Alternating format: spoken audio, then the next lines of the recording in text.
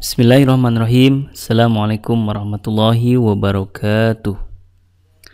Oke teman-teman sekalian, kali ini kita akan membedah tentang hamzah wasol yang unik yang terdapat di surat Al-Ahqaf ayat 4, yakni pada kata fis samawati tuni bi kitab.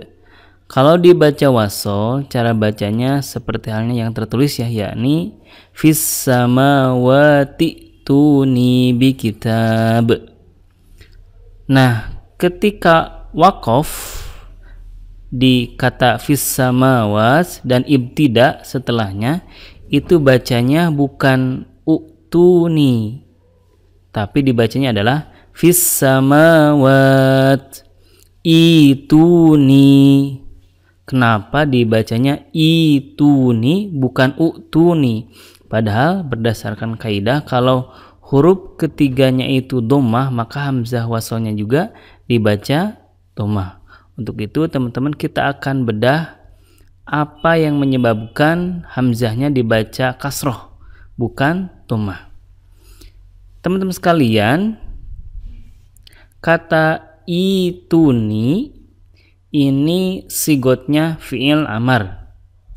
Kemudian fa'ilnya adalah antum yang diwakili dengan waw jama di sini, dan maf'ulnya adalah ana yang diwakili dengan ni. Maka dapat kita artikan bawalah oleh kalian kepadaku. Jadi ituni artinya bawalah oleh kalian kepadaku. Oke, sekarang kita akan bedah asal muasal dari kata ituni. Ituni asalnya adalah dari ata ya'ti, yang mana ata ya'ti juga asalnya adalah ataya ya'tiyu, yang merupakan fi'il mu'tal ya, sehingga huruf terakhirnya ya itu diganti dengan alif, jadi ata ya'ti, padahal asalnya ataya ya'tiyu. Kemudian ataya ya'tiyu ini sepola atau satu wazan dengan fa'ala yaf'ilu. Dan fi'il fa'ala yaf'ilu, fi'il amarnya adalah if'il. Seperti halnya jalasa yajlisu, fi'il amarnya ijlis gitu ya. Nah, dari if'il ini kita mutobaqohkan dengan ataya ya'tiyu sehingga didapati i'ti gitu ya, sepola dengan if'il. Nah, kalau wazannya itu if'iluni, yang mana fa'ilnya itu antum dan juga ada maf'ulnya ana, sehingga menjadi if'iluni, maka sama dengan i'tiyuni.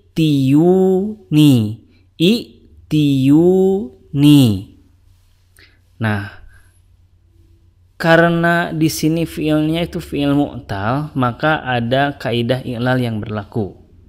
Yang pertama, huruf ya-nya itu dibuang karena ya di sini berharokat dhammah berat gitu ya, sehingga dibuang. Kemudian harokat yang terdapat di huruf ya itu dipindahkan ke ta sehingga didapati i'tuni. Jadi teman-teman bahwa ta itu asalnya berharokat kasroh bukan dhammah.